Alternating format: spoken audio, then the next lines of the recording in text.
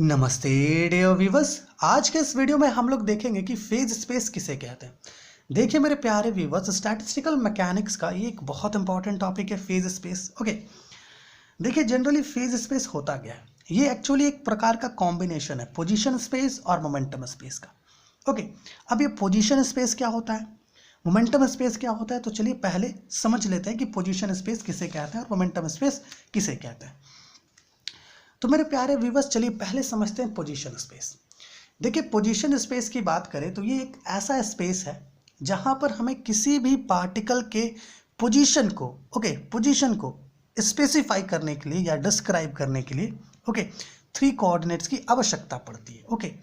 और position space क्या है, एक थ्री डायमेंशनल स्पेस है। जैसे कि यहाँ पर देखिए ये क्या है, हम लोग मान लिए कि ये कोई एक स्टैटिक सिस्टम है। क्या है, एक स्टैटिक सिस्टम कंसिडर कर लिए हैं जिसमें total n number of particles present है। ये क्या है, एक स्टैटिक सिस्टम है जिसमें n number of particles present है। मान लीजिए कि हम लोगों ने क्या किया, यहाँ से ये एक पार्टिकल कंसिडर कर लिया। अब इस पार्टिकल का अगर हमें पोजिशन पता करना होगा तो हमें ऑब्वियस सी बात है थ्री कोऑर्डिनेट्स की आवश्यकता पड़ेगी, क्योंकि ये क्या है, एक 3D फिगर है ना, या 3D स्पेस कह सकते हैं। तो वैसा स्पेस जहां पर या आप ऐसा कहिए वैसा 3D space, three dimensional space जहां पर हमें किसी भी पार्टिकल के पोजीशन को स्पेसिफाई करने के लिए थ्री कोऑर्डिनेट्स की आवश्यकता पड़े, उस प्रकार के स्पेस को हम लोग कहते हैं पोजीशन स्पेस। अब चूंकि क्या है, ये जो सिस्टम है स्टैटिक सिस्टम, इसमें टोटल क्या है, n नंबर ऑफ पार्टिकल्स हम लोगों ने लिया है। तो अगर हम लोग इस पूरे सिस्टम का पोजीशन पता करना चाहें तो हमें यहाँ पर टोटल 3n कोऑर्डिनेट्स की आवश्यकता पड़ेगी, क्योंकि यहाँ पर टोटल नंबर ऑफ पार्टिकल्स कितने हैं, n, और एक पार्टिकल के लिए कितने कोऑर्डिनेट्स चाहिए, 3। तो 3 into n, that is 3n coordinates की आवश्यकता पड़ेगी। So what is position space? The 3D space in which position of particles is specified by three coordinates x, y, z is called position space। समझ में आ रहा है कि position space किसे कहते हैं। अब चलिए बात कर लेते हैं कि मोमेंटम स्पेस क्या होता है। देखिए मेरे प्यारे व्यूवर्स, अभी जो हम लोगों ने पोजीशन स्पेस देखा उसके लिए हम लोगों ने क्या किया था, स्टैटिक सिस्टम कंसिडर किया था। मोमेंटम स्पेस समझने के लिए हमें एक डायनेमिक सिस्टम कंसिडर करना होगा। जैसे कि मान लीजिए ये कोई क्या है, डायनेमिक सिस्टम है। अब ये जो डायनेमिक सिस्टम है इसमें भी चलिए मान लेते हैं कि भाई साहब total n number of particles present है। अब इस डायनेमिक सिस्टम में मान लीजिए कोई एक पार्टिकल है, ये वाला है ना।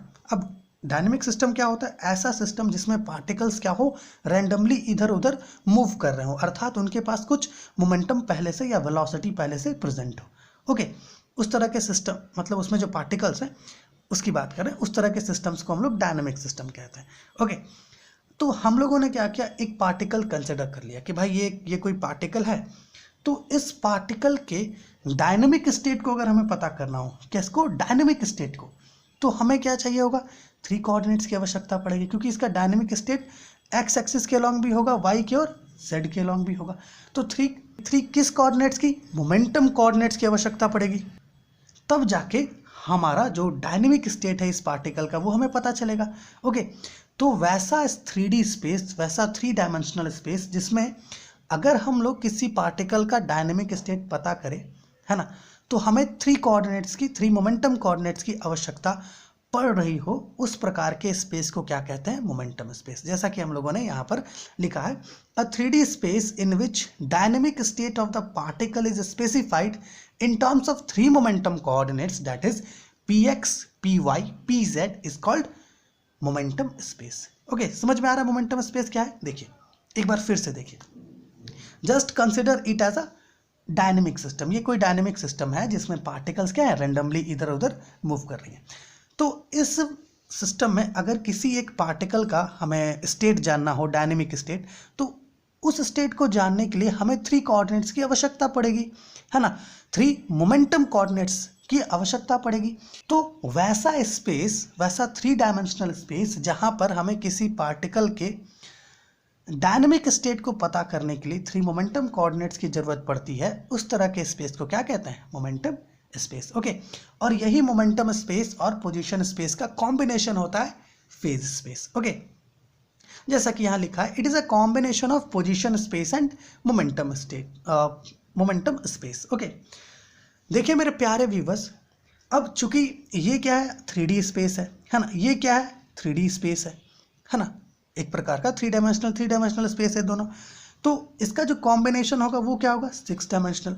अब चूंकि 6 डायमेंशनल हम लोग कॉपी पर ड्रॉ नहीं कर सकते है ना, तो इसलिए ऐसा कह सकते हैं हम लोग कि इसे हम लोग केवल माइंड में रियलाइज कर सकते हैं, एक प्रकार का इमेजिनरी इसे कहा जा सकता है कि भाई फेज स्पेस क्या है, एक प्रकार का इमेजिनरी स्पेस है, चूंकि ये 6 डायमेंशनल होता है। Okay, it is imaginary, it is 6 dimensional. Okay, phase space को अगर हम डिफाइन करना चाहें तो कैसे कर सकते हैं, देखिए चूंकि ये 6 डायमेंशनल स्पेस है तो ऑब्वियस सी बात है वहां पर किसी भी पार्टिकल के स्टेट को है ना स्पेसिफाई करने के लिए हमें 6 कोऑर्डिनेट्स की आवश्यकता पड़ेगी, है ना।